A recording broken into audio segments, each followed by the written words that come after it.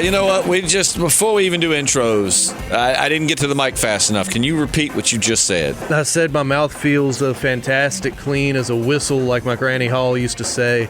And I just wish you could feel what I'm feeling.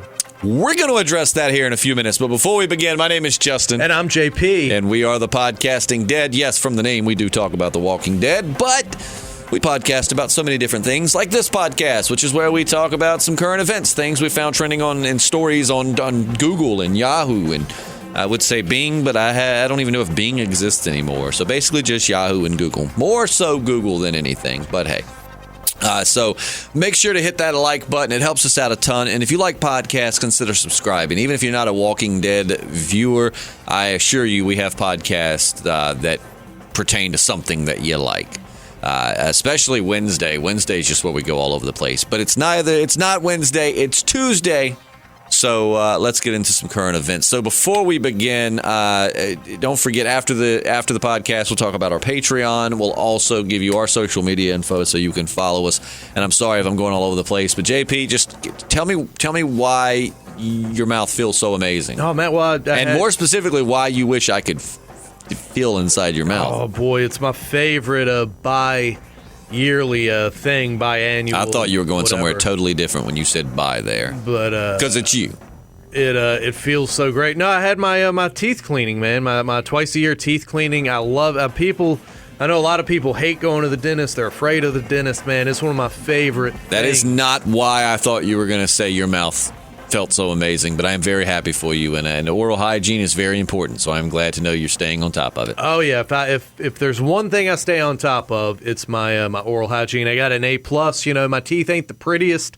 They little. I'm a little buck tooth. They a little crooked in some places. You're buck tooth? I've never thought you were buck tooth. I mean, I got an overbite. I'm not like buck tooth, but not everybody. Are your teeth supposed to rest on top of each other? Because I have an overbite too. Yeah, I mean, it's not extreme, but there is an overbite there. It used to be really bad before I got my wisdom teeth extracted. Whoa, wow. Yeah, man, love going to the dentist man, I just bought a free I bought a toothbrush yesterday at the grocery store, oblivious to the fact that I was going to be getting a free one today, and it's practically the same one I just bought. Well, hey, now you have an extra one, so you don't have to buy one later. Right. So just helped you out. So jumping right into some current events today. This one is pretty interesting. Found this one on, The Sun, but it came from Twitter. So, JP, you're going to really get a kick out of this. So, a college student named Lindsay from Scotland was on vacation in Spain with some friends, and she was having some serious issues with her bathing suit. Specifically, it wasn't covering her lady parts. And I'm not talking about the boobies, if you know what I'm saying. Oh. So, she sent a message to the company and said, quote, "Hey, I wore that swimsuit today. My vagina was hanging out constantly. Is it supposed to stretch like that?" She also included a photo. The swimsuit company wrote back, quote, "I've had a look at this picture that you sent and believe you are wearing the swimsuit upside down." That's what I figured. And she was. The swimsuit was a one piece that had just one shoulder strap. And when she put it on upside down, that shoulder strap was now at the bottom. And as the shoulder straps don't really do, they don't cover up the JJs too well. Wow. One of her friends posted the text exchange on Twitter, and it went viral, as you can guess. So if you're having trouble with your lady bits and bathing suits, make sure you're not wearing them upside down. I mean, wouldn't the part that goes over a butt be kind of big on her shoulder, though? Like, wouldn't you notice, why does this bathing suit cover from my neck halfway down my arm? One thing's for sure, her labia were on vacation. I thought that was going to roll off the tongue smooth. It really didn't rhyme at all. It's just an excuse you use to talk about a lady's vagina. Yeah, but I'm using scientific terms. You are. You have to give me props. I do give you props for that. I do give you props. Cervix on vacation? No, nothing really fits. Cervix on vacation. I'll come up with something. Could you make a pun out of vagina and vacation? JK, I can't do it. I don't know. I thought maybe there would be something there, but I can't make it happen. But so JP, what are you doing for the 4th of July, man? Man, no plans as of right now. No plans? No plans. We still hadn't really figured out exactly what our work schedule is going to be this week. No, but if we don't, there is a chance that we will not have, that we will have mail call, but if we do it, it may come out on Friday. So for those listeners that listen to us often, Just know that mail call may actually end up being on Friday this week instead of Thursday. But alas, we will still do it. Basically, if we have Thursday, which is the actual 4th off, and we have to work Friday as normal, I will not be blacking out on the 4th of July. If it's the reverse and we work Thursday and have the next Friday off, then yeah, I'll really be tying one on hard Thursday night. So for your sake and the sake of those around you, I should probably just say let's work on Friday. Yeah, that would probably be safe for the community, especially with so many explosives involved. Oh, the fireworks! Hey, great segue. And JP didn't even know where this was going. So check this out. Only about 1/3 of people plan to actually watch fireworks on the 4th of July this year. What? I mean, but fireworks, one of those things, they're cool and they're pretty, but I'm not, unless it's an extravagant show, I'm not really going out of my way to see them. You know? I mean, honestly, I don't like going out to see fireworks. I like doing my own stuff at the house, like getting a bunch of fireworks and doing crazy things. But that being said, man, even the people watching fireworks, chances are they're not watching fireworks. They're watching the fireworks on their phone because they want to put it on Snapchat or whatever. That was going to be my next point. Before I get to that, according to YouGov, the most common thing people are doing is what I'm doing, just having some family and friends over to cook out and have some beer and relax. Can y'all do fireworks in your neighborhood? No. Yeah, I don't think they do it at the Raceway, which is like a half mile from my house. They actually did theirs this past Saturday, though. Yeah, when I lived in the county, man, I loved doing a fireworks show. Yeah, it was always fun. My friends' parents do one in their backyard. Mm-hmm. But here's a little. Now, this isn't even something I found. This is just some truth. There's no need to videotape the fireworks and put them on Facebook. Everyone I get it, unless it's something crazy extravagant or it's at Disney World or something cool. Just enjoy the moment. You know what I mean? Put the phone down and enjoy the fireworks yourself. Everyone's seen fireworks. Mm-hmm. We know what they look like. And I promise you, when I'm scrolling through, I've posted a video before. It's been many moons ago, but when I'm scrolling through Facebook and I see fireworks, I just keep right on going. Or these people that'll post like an album of 32 photos of fireworks. Like, I'm not looking through that. Yeah, I've seen fireworks. It's like a concert, man. How many people are actually there enjoying the concert, like you said, in the moment? No, they're trying to just get as much footage as they can. It's crazy, man. I was guilty of that when I went and saw Breaking Benjamin, and I knew I was. Like, when I go to concerts, I usually might try to get a picture or something, just to have, But with Breaking Benjamin, I wanted to see him so long, and it just never worked out. I videoed pretty much the whole concert, I'm glad I have it. But I haven't even really went back and watched those videos. So it's like I kind of do wish I'd have just put the phone down and been in the moment. And there are circumstances, like when Travis Tritt came to town, man, he did an awesome cover. I didn't know anyone covered right now. It's an old Hank Jr. song, and I was just like, man, I want to have this saved. So there are circumstances, but to just. For something as basic as fireworks, we've seen them. Right. It's cool. We don't, unless you're doing something sweet like taking a drone up and getting some like fly-through photos, or like I said, it's something crazy extravagant, or maybe you're on the ground, launching them. It's just looking at fireworks in the sky like we all. I'll pass. Man. They are indeed crazy. So moving on, found this on I found this on Google, but where was we try to make sure we give credit to all of these sites. I think I found this. I think the actual source for this is big7travel.com. But we're talking about sexy people, JP. Ooh. We're talking about sexy people. Yeah. So especially right before the biggest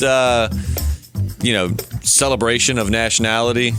Would it be nationality? Yeah, we're American. That'd be our nationality. Yeah. This is kind of a kick to the nuts, but a new survey asked tourists to rank the 50 sexiest nationalities in the world. I said worlds. And guess where Americans ended up? Where? Way on down that damn list. In 45th place. That's ridiculous. We have some sexy people here in America. There are beautiful people all over. But. We're such a melting pot. An American, like, what's the typical American woman or man look like? Right. I know, like, the typical Earthling, I think, would look more Asian, right? But I'm just saying, like, American is we're a nation of immigrants. I really don't think we should even be in the running. That's a good point. That's a good point. But so the 10 sexiest nationalities are Ukraine, Danish, Filipino, Brazilian, Australian. Wait, Ukraine? South African, Italian, Armenian, English, and Canadian. So our British friends and our Australian friends finished in the top 10. We came from Britain pretty much. I mean, don't get me wrong. I mean, it depends on, if you're just a regular white person, odds are you're probably from Britain, Wales, Scotland, England, whatever. But I said Britain and England like they were two different things. You get what I'm saying. But right, UK, like that's there's some sexy people in America, damn it. I mean, there's sexy people in all those countries too, but I'm just saying. In my opinion, the most beautiful women generally come from Italy and Brazilian women, man. They got those what's funny? On them, man. You said Ukrainian like that was a weird thing, right? Yeah. Check out this list of celebrities that are from the Ukrainian descent. Mila Kunis. Okay. Who's extremely attractive. Mila Jovovich. Mila must be a common name over there. Mila Jovovich is spelled with 2 L's, and Mila Kunis is spelled with 1 L. But also Dustin Hoffman and Wayne Gretzky. Well, for those women, man, I don't know what criteria they're using, but those aren't some. I like a curvy gal, man. I like a big old ass to slap on.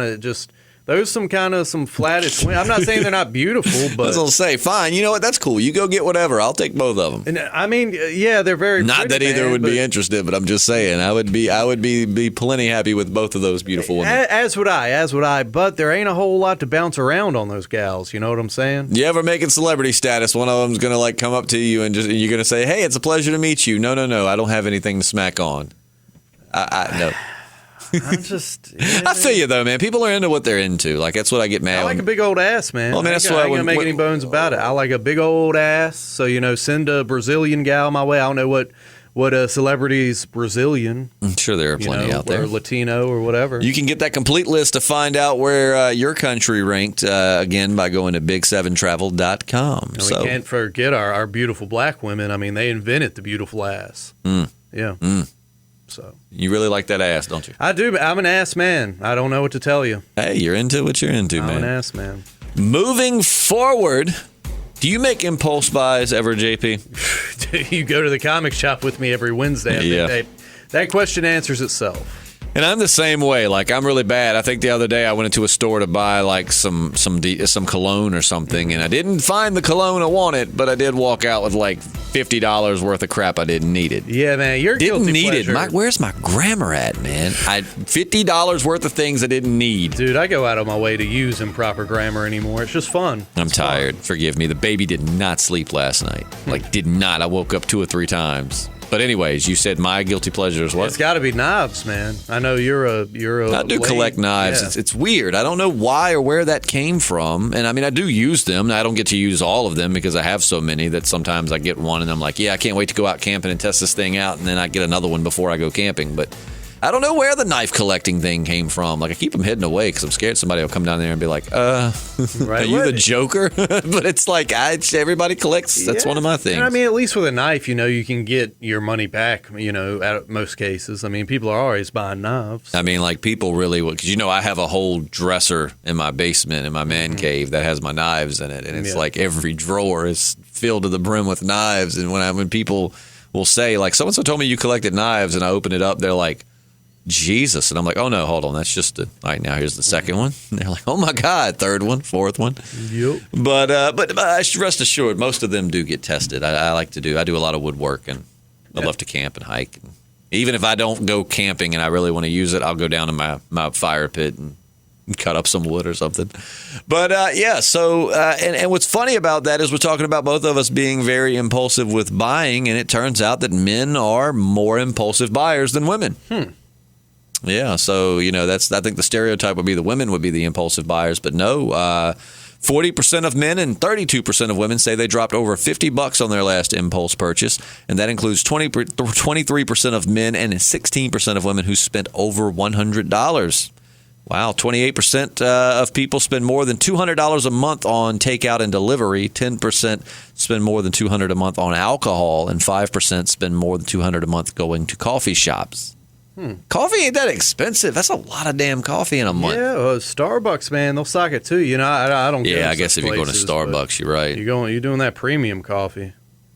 Yeah, and what's funny is in spite of all of that, 54% of them say that they consider themselves a saver, not a spender. I'm very frugal. I don't have no problem admitting, but if I see something I want, I'll get it. Yeah.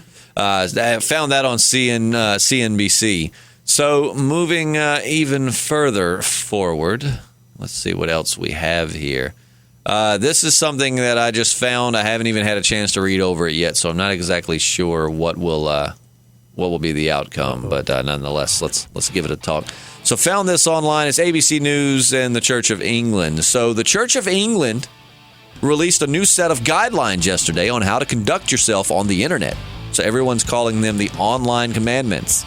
There are 9 of them, though, not 10. What do you think of this? Man, what are the Anglicans up to? Why are they telling me, what's online? All right, here are the 9 commandments, we'll say. Number 1, be safe. The safety of children, young people, and vulnerable adults must be maintained. Number 2, be respectful. Do not post or share content that is sexually explicit, inflammatory, oh my God, hateful, abusive, threatening, or otherwise disrespectful. But that disrespectful can be subjective, though. I mean, I understand you totally shouldn't share like a video of somebody beating a dog or killing someone, but I mean, what's considered disrespectful is very like dependent on the person who's looking at it. I guess things that are obviously disrespectful maybe is what they mean. Number 3, be kind. Treat others how you wish to be treated and assume the best in people. If you have a criticism or critique to make, consider not just, whether you would say it in person, but the tone you would use. Number 4, be honest. Don't mislead people about who you are. We got to use social media to make people think we're cooler than we are, right? Oh, yeah. Number 5, take responsibility. You are accountable for the things that you do, say, and write. Number 6, be a good ambassador. Personal and professional life can easily become blurred online, so think before you post. Number 7, disagree well. Some conversations can be places of robust disagreement, and it's important that we apply our values in the way we express them. Number 8, credit others. Acknowledge the work of others. Respect copyrights, and always give credit where credit's due. But be careful and sensitive or confidential about sensitive or confidential information, and always question sources before you repost. Now, that I do, because I've seen people share some stuff like we've said on the podcast from The Onion and then making a case about how terrible this was. And I'm like, that's like satire. That's not legit. Well, man, my problem with this, the Church of England saying disagree well, don't be too sexually explicit. The Church of England was founded because the King of England at the time couldn't get a divorce from the Pope. So, I mean, he was being pretty sexually explicit, I would think, and he definitely didn't disagree. Is that true? Yeah. Your English history. Yeah, man, the Church of England broke away from the Catholic Church because King whatever wanted a divorce. The Pope wouldn't grant it, and he was just like, well, my fangul, Pope, I'm going to start my own church. And that's how the Church of England, or, some people call it the Anglican Church now, was founded. The more you know. So, I don't think they got much room to talk when it comes to this. I know that was a few hundred years ago, nonetheless. I want to say it was a famous king and a famous lady. I think it was the king that like murdered so many wives or something, like the Bloody Mary king. Oh yeah, but I forgot. The fat king, like he was fat. I think had red hair or red beard or something. They were probably all fat gingers. Pale, yeah. Yeah, just all fat gingers. The 9th rule is follow the rules. Abide by the terms and conditions of the various social media platforms and report people who do not. Again, follow the rules. The King of England couldn't even follow the rule. You don't get divorced. They're encouraging snitching. Oh, jeez. How dare they? Yeah, get out of here, Church of England. So check this out. This is pretty cool. Completely different subject here. Sylvester Stallone's third Escape Plan movie, The Extractors, is going to be released straight to DVD today. And it features a real unchoreographed fight. Sylvester Stallone shared a clip on Instagram and said, quote, I wanted it to be as realistic as possible. They spent all this time choreographing this martial arts type combat, and I said, forget it. Why don't we just go in there and let it rip? Like a real fight. Nobody does this anymore. No cuts, one long take. The other actor was Devon Sawa, and Sylvester Stallone gives him credit for being totally down with it. So, if you watch that Sylvester Stallone movie, you'll see a fight scene that was just pretty much improv.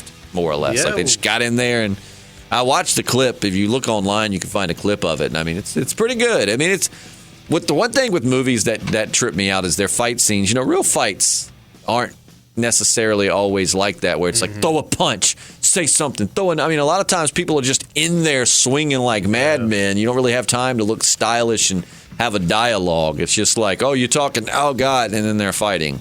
Well, I'm sure all 13 people who watch Escape Plan 3 will enjoy that legitimate fight scene. Oh, man. That was a low blow. They could have at least made it like a Netflix exclusive or something. Straight to DVD. Like, how many people really buy DVDs anymore? Which now with all these streaming platforms coming out and taking away our shows, and most average people not being able to afford to have like 13 streaming services, we might go back to DVDs. Who knows? I'm sure the Redbox crew will enjoy that. That's true. Very I'm telling much. you, man. I've really wanted to start. There's so many empty spaces in the shopping centers around here. I've wanted to start like a video rental place. That'd be awesome. See what would happen. It'd be nice to see it take off, go back to the Blockbuster and movie gallery days. Yep. Man, I missed that. Like, yeah, it was a little overpriced because you had to pay like $7 to rent a movie for like 2 or 3 nights. But it was just the experience of going in there with your friends or your family. Our mutual friend Jesse and I and some friends used to go in there all the time and just go like to the horror section and just read the back of them and look at them and rent a couple of movies and go back and watch them, and then buy snacks on the way out. Like, I missed that experience. We'll have to go one day. About 45 minutes away from here, there is a family video place, and I guess there's not a lot of available Wi-Fi, but I mean, they stay afloat. I think 99 cents gets you like 5 days. They must not have a Redbox in that town. I don't know, or man, people just really support that business. It's so cool because, I mean, you've got your new releases. You've got like a library of old stuff. It's really cool, man. We ought to go sometime. I am down. Do a little periscoping in there. Speaking of watching movies and Netflix and such, millennials, which we're technically in the millennial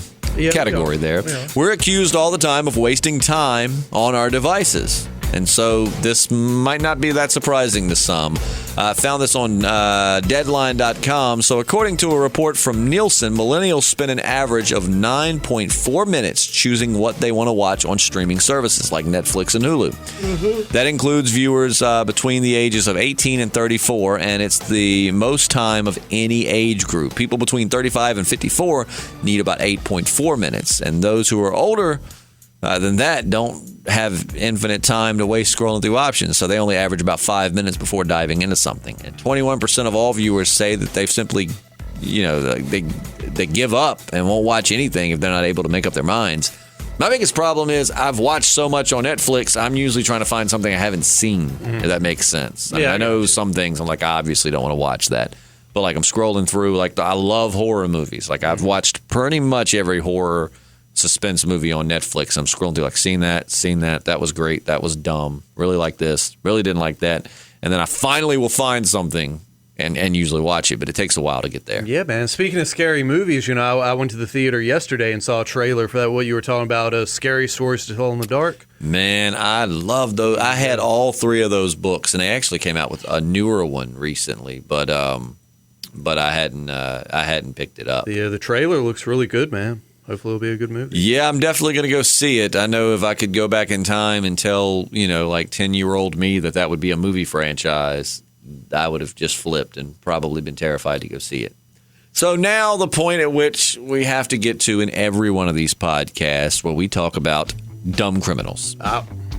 Dumb criminals just be dumb and get dumber and dumber. But this one, this is dumb, but let's get into it because I don't really know exactly all the details. So I don't know how dumb we can call him yet. Found this on the Smoking Gun. So there's a 30-year-old guy named Jesus, I guess, or either maybe like The Walking Dead. They just call him Jesus. I don't know from the from the spelling, but he lives in Florida, and he got into an argument with his girlfriend over the weekend because, according to the police, quote, she bought the wrong food from McDonald's. Number one, if she bought you food, it don't matter if it's right. If somebody buys me food and it's not exactly what I want, I'm going to eat it because I didn't pay for it. So thank you. So he grabbed a few packages of McDonald's sweet and sour sauce and he flung them at her. Then they started brawling, like straight up fighting. He pinned her down, so she ripped out a chunk of his beard and ran off after that. The cops tracked him down later and arrested him for felony battery. And there's no word on, what he actually wanted from McDonald's. Sounds like a Johnny Cash song. Okay, he's a dumb criminal. Or give him that. That was just so stupid. I mean, I've plenty of times had my girlfriend come back. Well, not really. I can't say that. I won't take that from her. She's usually pretty spot on. When she shows up with food, she usually knows what I want. But I mean, the times where somebody's gotten the wrong food, but if they paid for it, whatever. Yeah. Even if they didn't pay for it, thanks for running and grabbing that for me. Like, I can deal with it. As long as it's not a McDonald's burger with diced onions. Oh. I still wouldn't assault you for it, but I would probably be visibly. I Because I would tell you before you went, you know. Yeah. And let's see, finally moving on to some good news, because media and things would just have you think the world's going to hell and it's full of terrible people. But actually, there's a lot of really cool people on this planet that would do anything for you. So with that said, we do have a really cool feel-good story here. Mm-hmm. This one comes to us, where did I find this at? I found it online somewhere on Google. Sometimes it's hard because I can't find the sources. But anyways, huge gestures, don't always have to, everybody wants to do something. They're like, oh, if I made a lot of money, I would do so much for charity and for other people. But sometimes you don't have to spend a lot of money to do something good. This guy who could have just bought his wife flowers, or something cliche, but he really went the extra mile. 52-year-old Mark plays on an amateur rugby team in England, and they recently got into a tournament in Poland, but it coincided with his 30th anniversary, so he was planning to skip it and spend the weekend with his wife. But then she told him it was okay. He'd be getting, back on their anniversary. So she'd just pick him up from the airport and they'd go out for dinner or something. But Mark knew it was a big day. It's a 30-year anniversary, right? Yeah. So it's a big ordeal. So he coordinated with the airport, and they had 30 red roses delivered. Then after they landed, each of his teammates walked out with a single rose, handed it to her, and kissed her on the cheek, then walked off. Mark was the last one to walk out with the 30th rose, and she was wiping away tears pretty much the whole time, as you could imagine. She says Mark's always been big on romantic gestures, but she thought this one was even more special than the others. So isn't that sweet? Oh, yeah. Kudos to that wasn't a lot of times with these. I'll try to find a story where somebody helped out in charity or for a disabled child or something like that. Somebody who was suffering through an illness or something. But this was one that I just thought it was sweet, and I figured JP won't go like it because JP don't give a damn about romantic gestures. Sometimes it's the small stuff. But, I'm not good with romantic stuff either. I hate to admit it.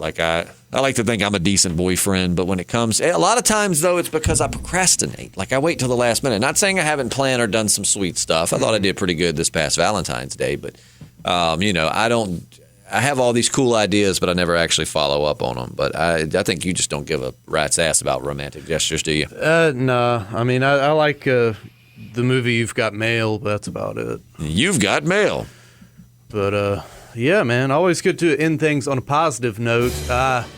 We since it is Trending Tuesday, I don't know if you want to get into this or not. It is a little spoilery, but we both saw something trending this morning that, JP, which you gave me warning. But, I did. But we had a listener message me on Instagram, and he said, hey, man, if I were you, I would avoid, being on the internet this week because there are some major spoilers out for The Walking Dead comic, and I know you don't want to see them. So I'm like, man, God bless you. Thank you, man. I appreciate it. I do not want to see it.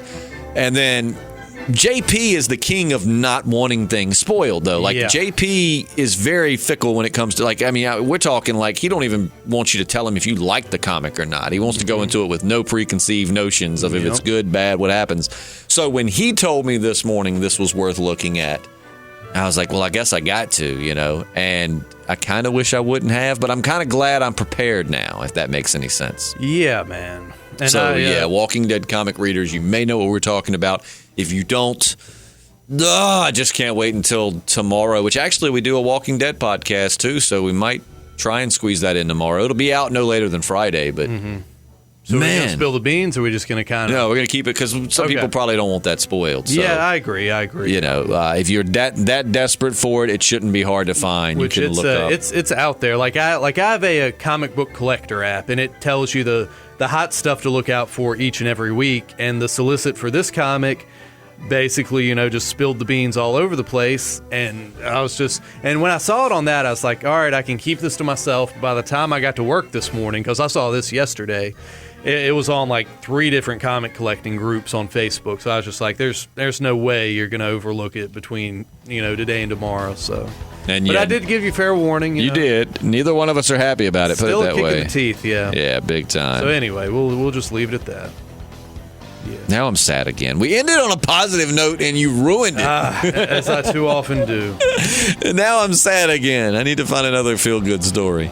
But if you like what you heard and you stuck around this entire time, feel free to hit that subscribe button. Likes help us out a ton. The more you like our videos and our content, the more YouTube, SoundCloud, and stuff will throw it into rotation and suggest it to other listeners. So it really helps us to grow the channel. Speaking of growing the channel, JP, let's talk a little bit about that Patreon. I want to talk about it. And yes, thank you for helping us grow in whatever capacity you do it. Every time you hit that like button, a pimply-faced virgin gets a hand job. Is that right? Well, I mean, we really are saving the world. I'm not giving the hand jobs. But I'm not giving them. We need to have a talk about this. We'll work this out. Anyway, Patreon. I've told you to run this stuff by me before you promise people I'll give them hand jobs. Jesus. I'm trying to grow something, whether it's an erection or the channel or anyway. patreon.com/thepodcastingdead. There's a link in the description of the video. Contribute at any level. It all goes into the podcast for equipment and merchandise, all of which we're super stoked to start producing. And once we hit 20 patrons, you're in the drawing for a Podcasting Dead prize pack. Lots of cool stuff in it. We're about halfway there. So. Yeah, a little over. Speaking of which, can you pull up and let's give a patron shout out? Patreon is weird. It can be a little weird to navigate. We're actually back down to 10 patrons, by the way. Who left us? I can't figure it out, man. Like, it'll show me new patrons. Oh, well, whoever left, thank you for contributing while you did.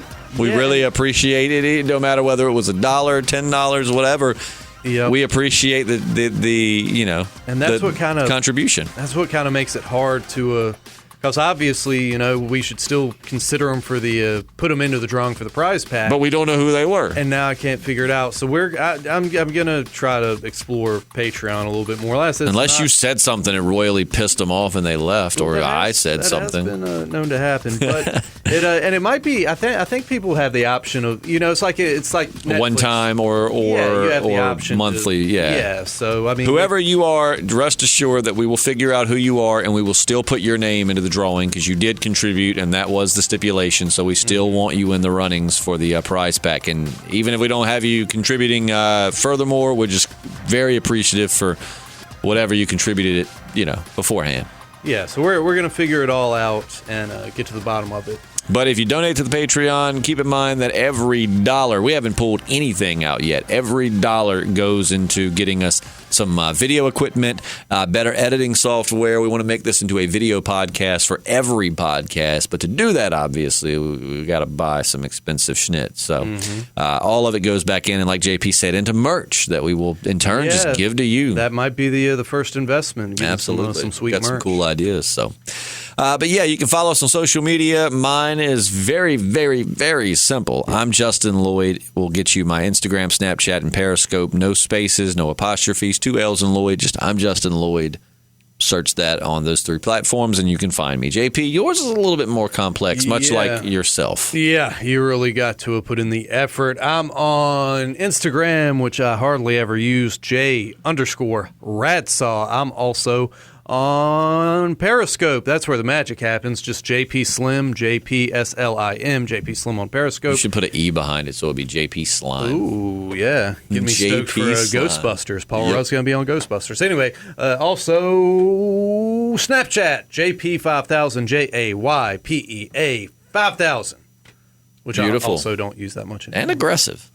Yeah. Well, that's going to wrap it up for us today. Make sure you tune in tomorrow for our Random Ramblings Wednesday, where we talk about any and everything. It usually tends to teeter towards conspiracy and woke-type stuff. I'm learning a lot, but make sure to tune in for that. And as we said, follow, like, subscribe, comment. We love to hear from you, patrons and non-patrons. We love you just alike and appreciate everybody. Just by listening to this podcast, you are helping us out tremendously. So thank you so much for allowing us to keep doing it. So I'm Justin. And I'm JP. And we are the Podcasting Dead.